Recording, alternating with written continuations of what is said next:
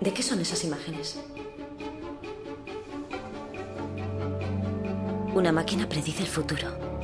La comunidad científica denuncia a Alcom.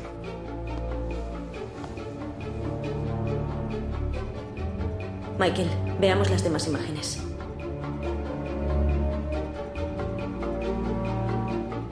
Temores futuros.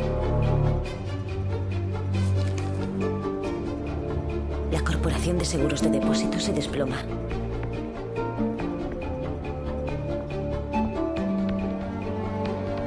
Guerra. El presidente ordena un ataque preventivo alegando la tecnología de previsión de Alcom. A ver la última.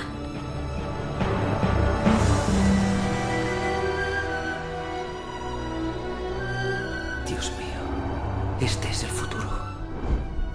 La máquina prevé una guerra y la emprendemos para evitarla. Prevé una epidemia, reunimos a todos los enfermos y creamos una epidemia. Cualquier futuro que prevea, lo hacemos posible. Le entregamos el control de nuestra vida por completo. Es lo que yo he hecho.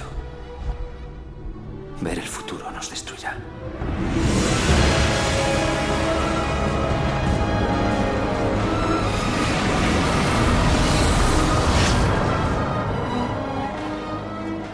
Si alguien